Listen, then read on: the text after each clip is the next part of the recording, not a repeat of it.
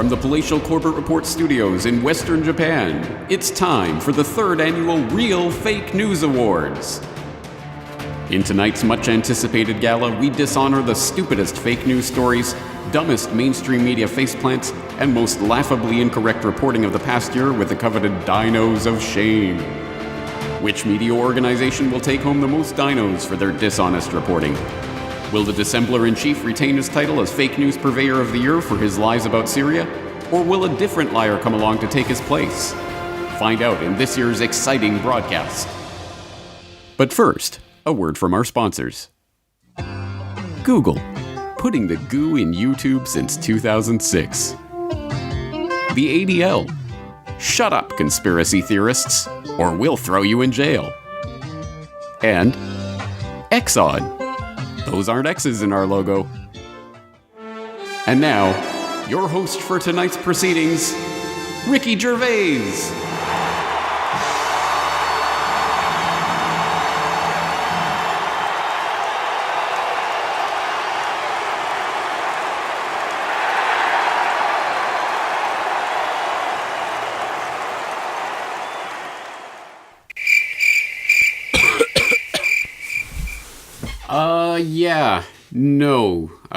Looks like Ricky isn't going to make it, so you're just going to have to settle for me. James Corbett, corbettreport.com, here to host the 3rd annual Real Fake News Awards, where we dishonor the worst fake news stories of the previous year. And it's great to see the VIP guests who have assembled for tonight's show, but you can wipe that smug look off your face. Just because Ricky Gervais isn't here doesn't mean anyone's going to go easy on you tonight. I'm looking at you, Tom Hanks. No, you preening, pretentious prima donnas, you millionaire socialists and fake news media accomplices, just because you arrived here in your private jets, provided perhaps by your friend Jeffrey Epstein, does not mean that you are going to be able to come up here and lecture us, the general public, about our moral failings, or wring your hands about the problem of fake news spreading on social media and how do we stop it, as told to us by the very liars who are spreading that fake news online. No, sorry, that's not how this works. How does this work, you might ask? Well, you will know that earlier this week I did call on the Corbett Report members to nominate some of the worst fake news offenders of the previous year, and nominate they did. I will include a link to that thread on corbettreport.com so people can read through it. There were lots of great submissions and ideas for awards for worst fake news stories of 2019. Too many, in fact, for us to cram into this awards ceremony. So I will suggest that you go there and take a read through all of those submissions and the various links that have been provided by the diligent, hardworking Corbett Report community. Thank you again. Couldn't do it without you. So let's get straight into this, because we have a lot of information to go through tonight. And we're going to start with the award for the fakest narrative about a contextless internet video, which goes to CNN, The Washington Post, and NBC Universal for their misreporting on the Covington High School students. You all remember that viral video from January of 2019, surely.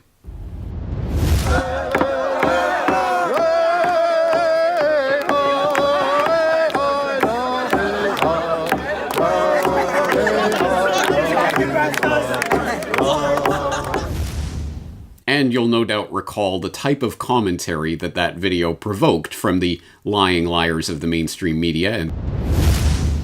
And if you were really paying attention, you'd remember how footage shortly thereafter emerged to put that video into context and show that the narrative that had been created around it was completely 180 degrees opposite to reality. You little dirty-ass crackers, your day coming. Your day coming. This is a bunch of future school shooters. A bunch of babies made out of insects. Right, trailer park babies.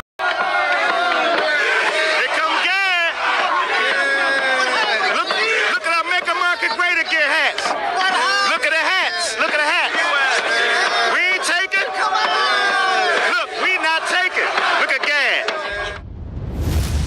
So how exactly did all these austere media organizations and astute political pundits get it so wrong? Because context. That's why. What? There's a viral video spreading around on Twitter? Well, let's just report on it without doing any reporting or any research into the video. How it was edited, by whom, where and how it was distributed, and what happened before or after the cameras started rolling. Let's not look into any of that. This is 2019, 2020, people. Come on. It's not even the 24/7 news cycle. It's not even the story of the hour news cycle. Now it's the story of what is trending on Twitter this precise minute. And we will do precisely no research on it before reporting on it. That's the way the mainstream media rolls in this day and age, as you may have noticed. And to be fair, this dino could have gone to pretty much any mainstream media outlet that reported on it, because they all contributed to this story one way or another. But the dino of shame goes in particular to CNN, The Washington Post, and NBC Universal, because those are three of the specifically named defendants in some of the lawsuits that have been filed by Nick Sandmann, the head Covington student that received much of the abuse from these media outlets.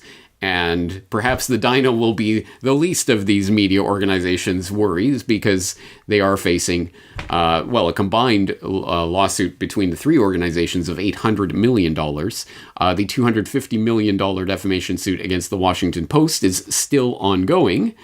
But CNN did just recently settle their suit for an undisclosed sum. So at least some version of, if not justice, at least retribution is taking place for this particular fake news story.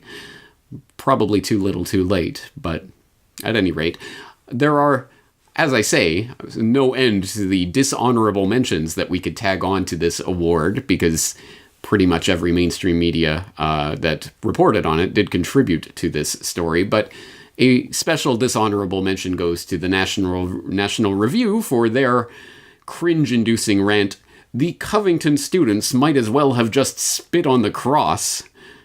But, to their credit, at least they did take that post down. They retracted it. They publicly apologized for printing complete nonsense based on manipulated evidence and based on absolutely not one shred of an original research or reporting. So, at the very least, they did go that far to retract and apologize for their terrible fake news reporting, which, to be fair, is a lot more than most media organizations do. So, dishonorable mention to the National Review.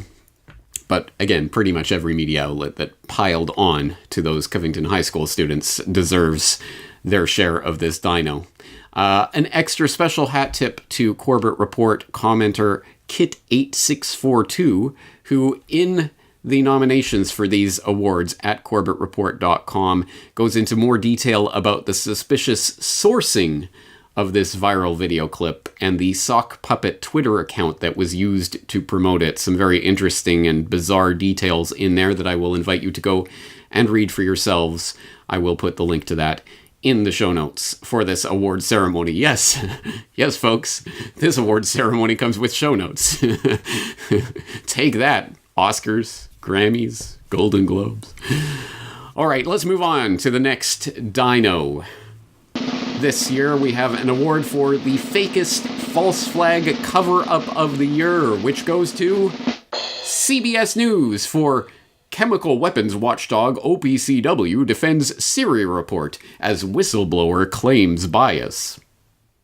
Now, this report swirls around the remarkable documents and whistleblower testimony that has emerged in recent months surrounding the OPCW, the Organization for the Prohibition of Chemical Weapons, investigation into the false flag chemical attack that was alleged to have taken place in Duma in the spring of 2018, and which led to the Trump administration's second round of false flag-inspired Syria strikes. Although, as we now know, that report was a tissue of lies. OPCW losing credibility as even more revelations surface on Duma. This coming via fantastic work of Caitlin Johnstone on her Steemit account during a recent BBC radio interview. Award-winning journalist Jonathan Steele said that he attended a briefing by a new whistleblower from the Organization for the Prohibition of Chemical Weapons, OPCW investigation, into that alleged 2018 chemical attack in Duma, Syria, who claimed that the OPCW suppressed his findings, which contradicted the organization's official conclusion that a chlorine gas attack had taken place. This, according to Steele, is a second whistleblower coming forward on the OPCW's Duma investigation. Of course, that was the first time that Trump was really cheered on. He's starting to bomb countries. Well, now he's presidential. The first whistleblower being the leaker of an engineering assessment document which surfaced this past May, contradicting the OPCW's official ballistics report, which the organization hid from the public. This goes into the heart of the nature of false flag operations, how and why they are perpetrated, and how they can actually be exposed. And of course, we're never going to have the CNN article to come out and say, oops, it turns out this was all a hoax, and look, this was all part of a false flag operation that was designed to draw the American military response and draw them into, it's basically save the terrorists who were being routed out of Eastern Ghouta at that time. We're never going to get that out of this, but we are going to get all of these pieces that are being diligently reported on from many different angles in the independent media, and this is the documentable, verifiable, hard fact, actual emails and documents, information that we can be putting in front of the normies in our lives right now to break the tool of false flag terror in the propagandist's face. For those who have been following it, this story about the OPCW cover-up and its exposure through whistleblower testimony and insider documents is one of the most remarkable stories of 2019 that most people haven't been following.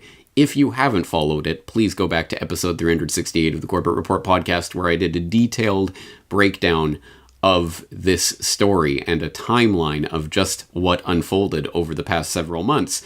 But in this remarkable piece of stenography, I hesitate to call it journalism, chemical weapons watchdog OPCW defends Syria report as whistleblower claims bias, the CBS News /AFP reporting team regurgitate the assertions of the OPCW unquestioningly, and they call anyone pointing to the multiple whistleblower stories and documents as, quote, Russia and its allies.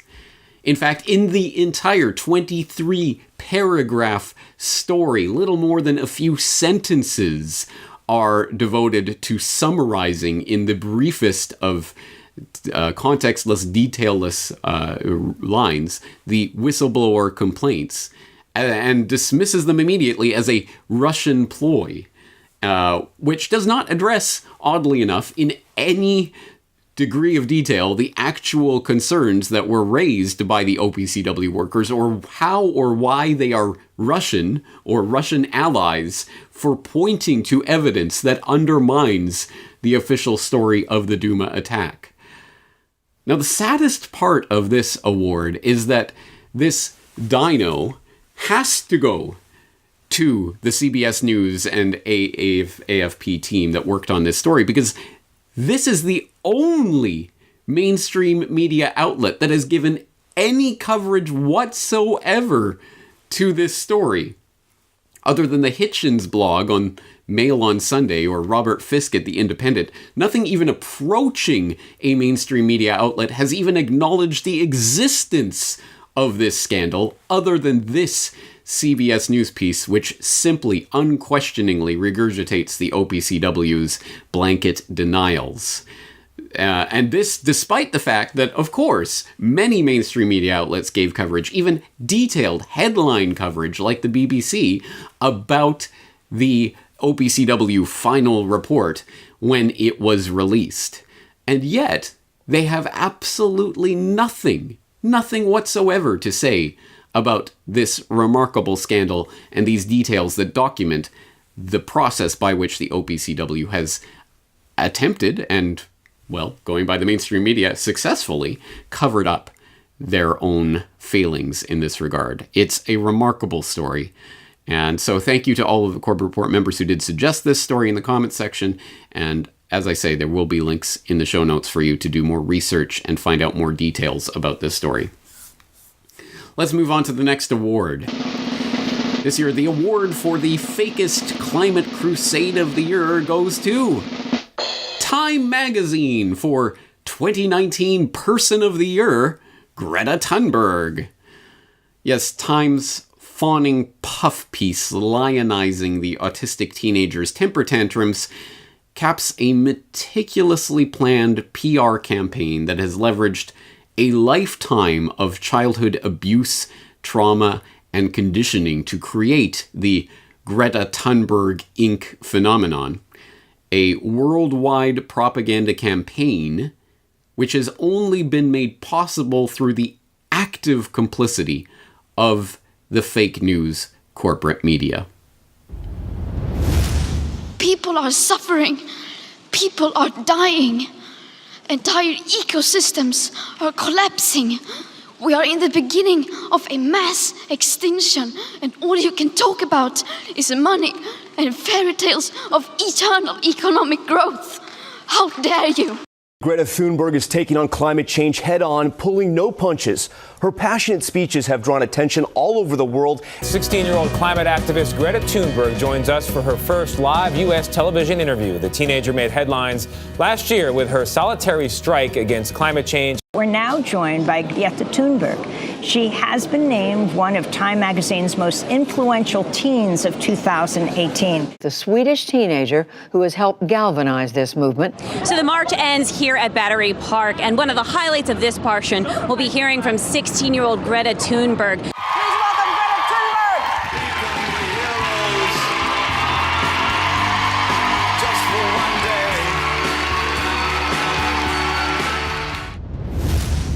Yes, I dare say, even if you have been living under a rock for the past year, you will have heard of the How Dare You campaign by this point. But what is still emerging, and what still very few are aware of, are the multiple lines of evidence that point to the fact that the How Dare You campaign has been, from its very inception, a corporate greenwashing effort designed to steer the public toward a corporate-sponsored Green New Deal that will lead the world towards the financialization of nature.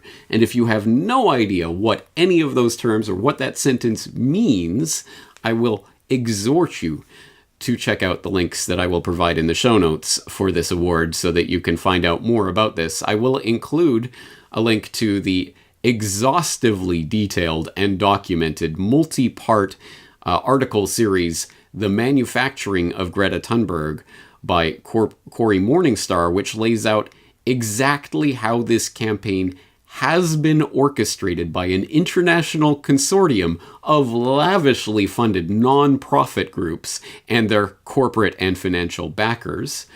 I will also give some links to researcher Ian Davis, who has laid out a similar line of research in both article and video format for his site in -this-together.com.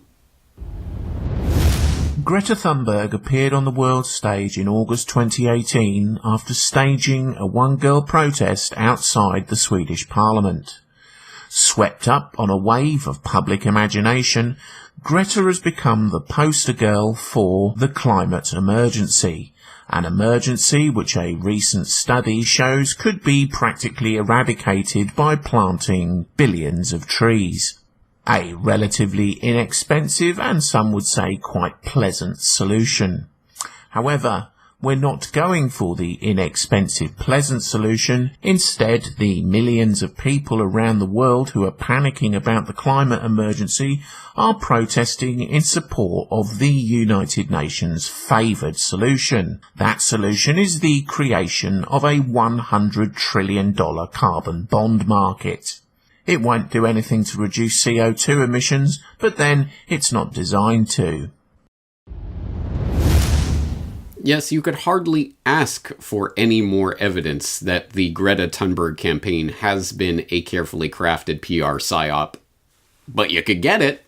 Yes, even more evidence and information has been emerging in recent months, including last month in December of 2019, when it emerged that a documentary crew had been following and filming Greta since her very first sidewalk school strike, when, as the Greta PR machine would have it, she was just a single solitary student all by herself holding a handmade sign in front of the Swedish parliament, and no one knew of her or what she was doing except for the documentary team that was there ready with cameras rolling from the very moment of her campaign emergence. Yeah, right.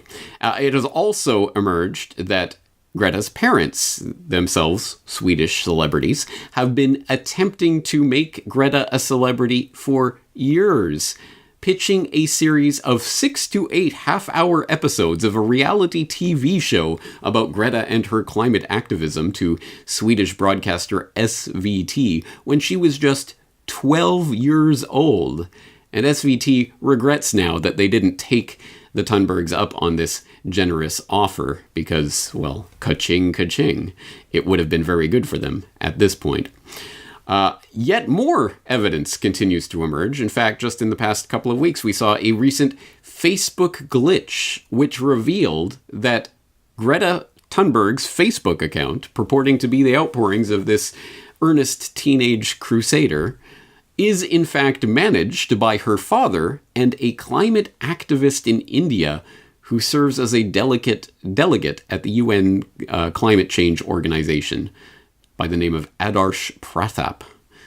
Of course, none of these inconvenient facts about Greta make their way into Time magazine's paean to Greta, anointing her as the most important person of 2019.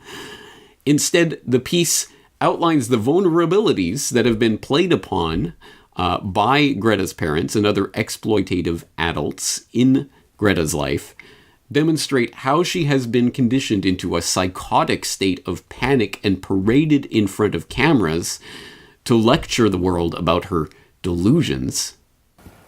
I want you to panic. I want you to feel the fear I feel every day. And then I want you to act. And yet, Time lauds this abused child as a standard bearer in generational battle and avatar of youth activists across the globe.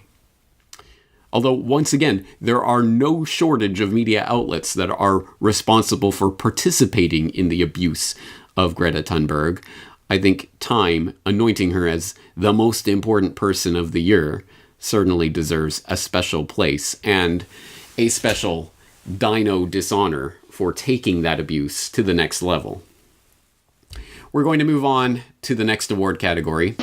And this year, the award for fakest video footage of the year goes to ABC News for their dramatic coverage of Turkey's military bombing of Kurd civilians in a Syrian border town. This video, obtained by ABC News, appears to show the fury of the Turkish attack on the border town of Tal Abyad 2 nights ago.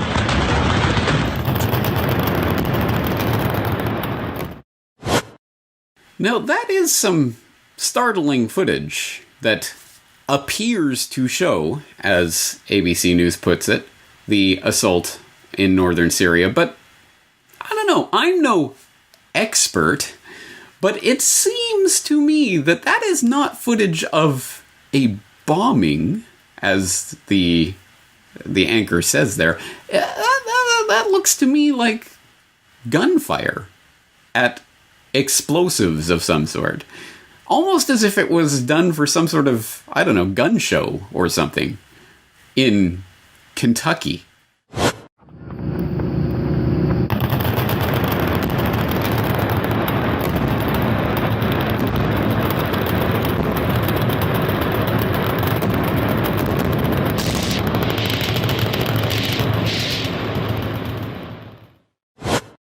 Oh, that's right. That's because that's exactly what that footage is. And you've just seen the original footage, the 2017 footage, taken at a gun range in Kentucky. And then the 2019 ABC News breaking news report. This is footage from Syria, guys. Honest. Well, that lie, as I'm sure many of you have seen by now, was spectacularly exposed in the last couple of days. We'll take our cue here from Zero Hedge, which has ABC admits to using fake footage of Kurdish slaughter, which notes that ABC News was just busted using 2-year-old gun range footage while reporting on Turkey slaughtering the Kurds in the wake of U.S. withdrawal from the region.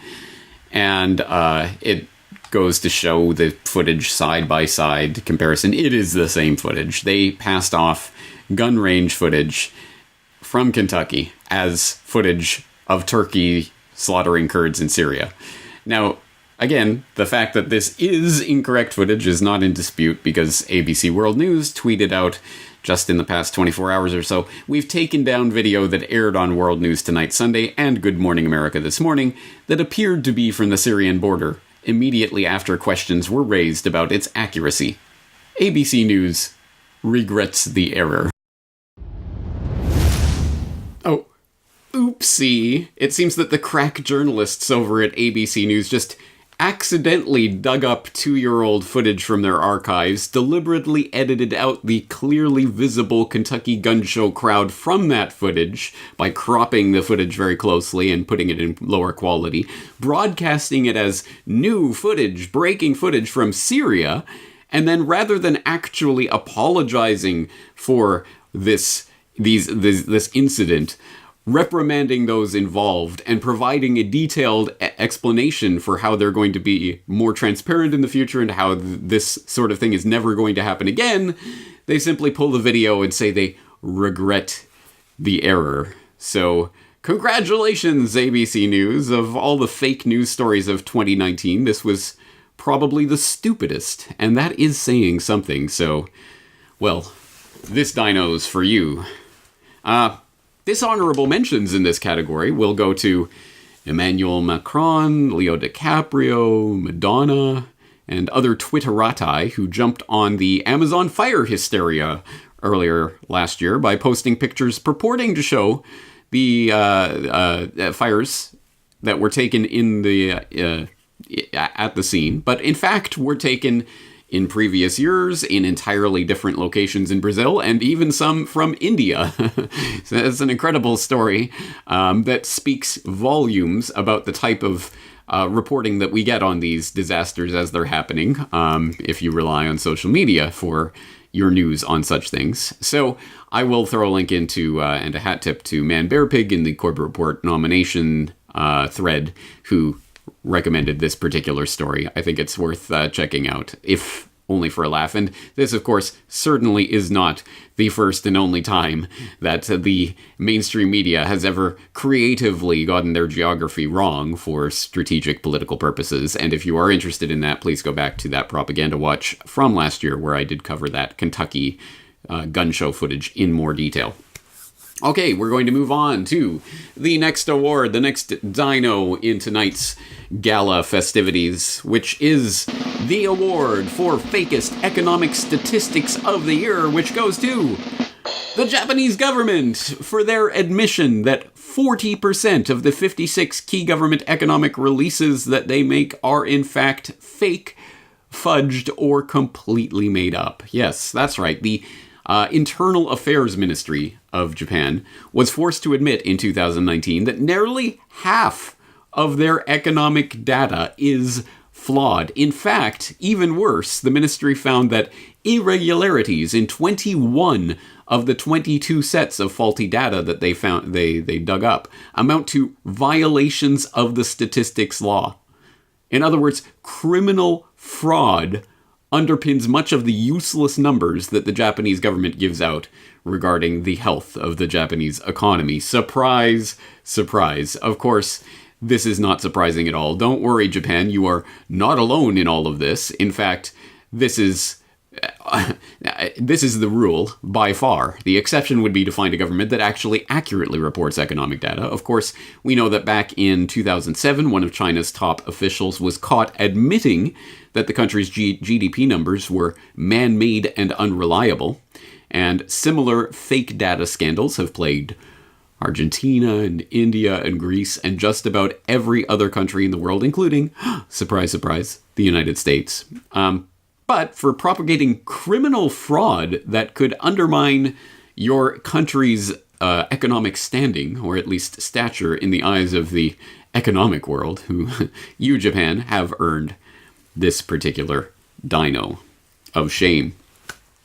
All right, there are so many stories that we could get into, and once again, I will implore you to look through that nominations thread for the fake news stories of 2019, because there were a lot of good stories in there, and some that were just more like general trends and what have you, but lots of links in there from lots of Corbett Report members that I think are worth checking out.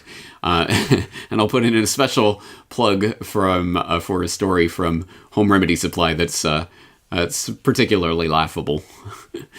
Not particularly important, but laughable, and does speak volumes to the way that news is reported or misreported in this fake news age. But having said that, we are running to the end of our time here, so it is time for that event which you have all been waiting for, the giving of the prize, the fake news story of the year. What will be the fake news story of 2019? I know you're all on the edge of your seats, which is precisely why we're going to cut to a commercial break from one of our corporate sponsors.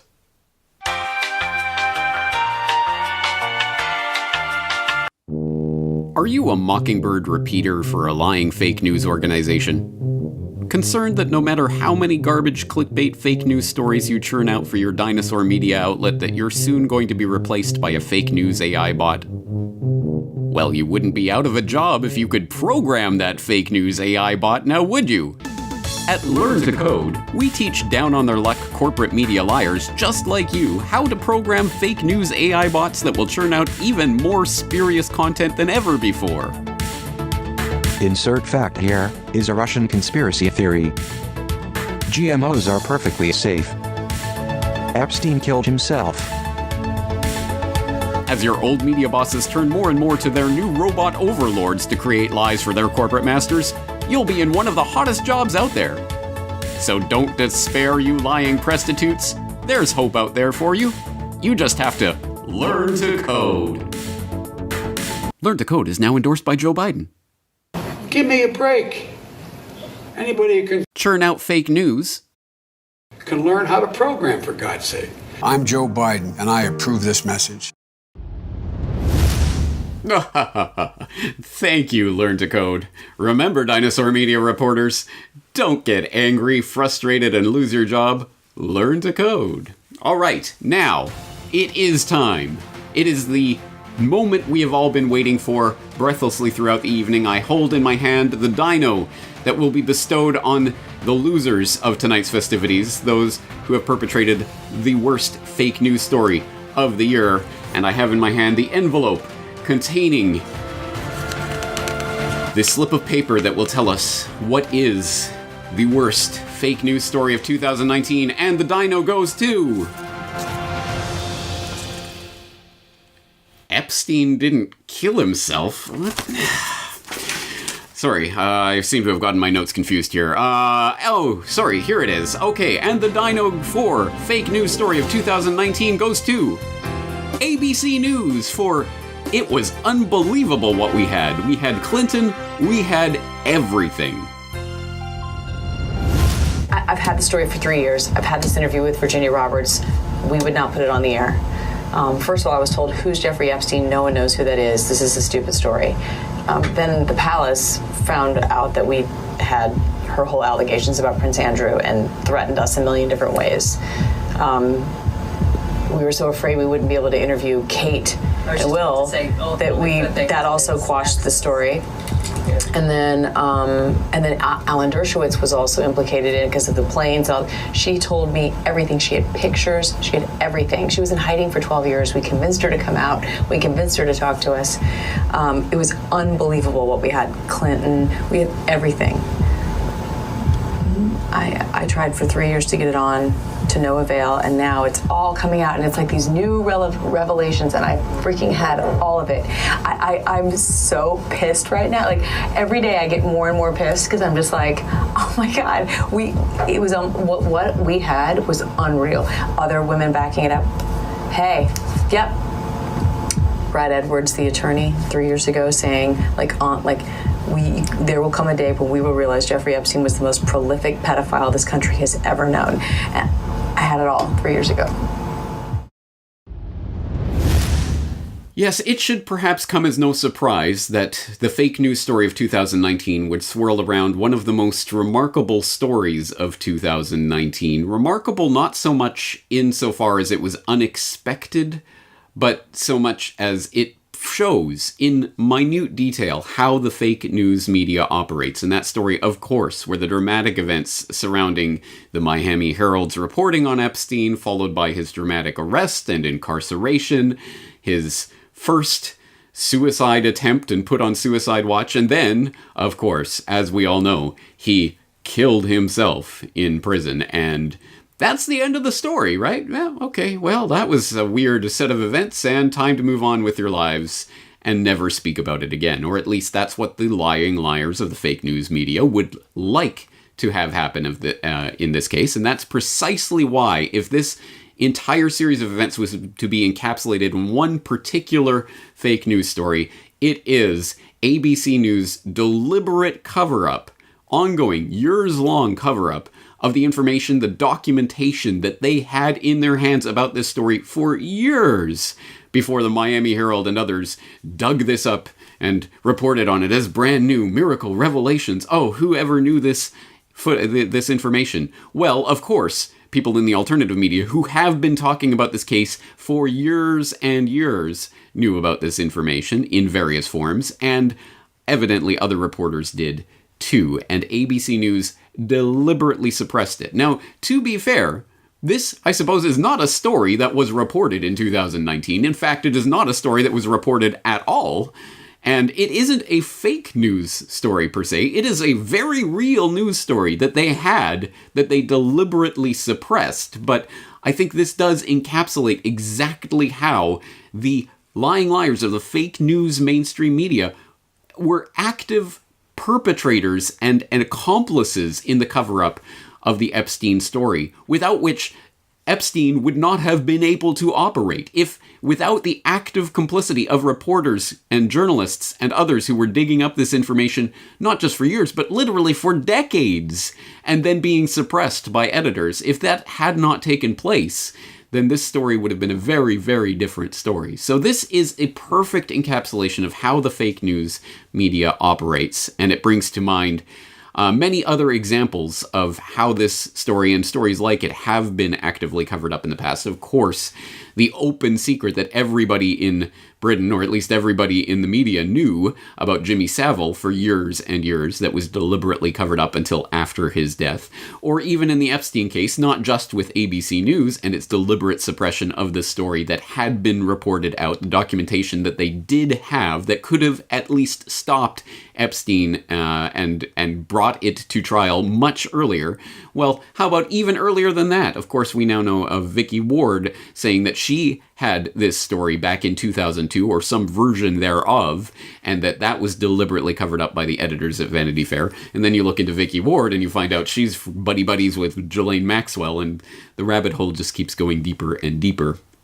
But it does go to prove the point that certainly the truth about Epstein is never going to come from these admitted and documented liars who go out of their way to suppress the truth about this story. And just as a further follow-up, just to further demonstrate the point, of course, we did get this update to that ABC News story later on November 7th, 2019, where it was reported that ABC News had identified the employee who had accessed the hot mic footage there of Amy Robach admitting to the cover-up of the Epstein story, and that employee, who was at that now working at CBC News, had been fired. So don't worry, they will get to the bottom. They will absolutely investigate and find out who was responsible for leaking this news, and then they'll fire them. But, the news itself, we're not going to tell the public about that, even though it was all there documentably on the record. Now, again, the Epstein story is, in some ways, the story of 2019 because it encapsulates so much of the world that we live in and the way that it operates. But, of course, you are not going to get that story from the fake news media, which is why I will throw in the show notes links to my own reporting on the Epstein case over the years, the Whitney Webb articles over at Mint Press News that went much deeper into detail about what Epstein was and how he was operating. I'll throw a link into Derek Brose at theconscienceresistance.com and his work that he's been doing on Epstein for years and years. And you can use those as launching points, at any rate, to get a deeper handle on this story if you are interested, if you have been living under a rock for the past year. But congratulations, ABC News, for perpetrating a cover-up of a story that you absolutely had reported and documentation, and you had interviews, you had people going on the record, and you deliberately covered it up for years and let a known international pedophile network continue to traffic children. You deserve, at the very least, the Dino of Shame fake news story of 2019. And a dishonorable mention in this category will go to The Atlantic for their piece on how the Epstein case explains the rise of conspiracy theorists, which was a particularly disgusting smear job by McKay Coppins over at The Atlantic, which I did talk about on Propaganda Watch. I'll throw the link in so that you can refamiliarize yourself with that. But that's going to do it for this evening. As I say, there are so many fake news stories coming out on a daily basis that, of course, an award ceremony like this can only scratch the surface and hopefully highlight some of the most egregious examples. And that's what I've attempted to do this time. If there are any stories that I have missed out here or that were not included in the nomination thread back earlier this week, I will encourage Corbett Report members to, of course, leave those in the comments. And that's going to do it. Unfortunately, we've only rented out this gala festivity hall for 1 hour, and we're already pushing time. So we're going to have to leave it here. Thank you all for coming out this evening, and I'm very much looking forward to doing this again next year. Unless, of course, there is no fake news in 2020, in which case, I guess we won't have to do this awards ceremony, right? Right. James Corbett, corbettreport.com.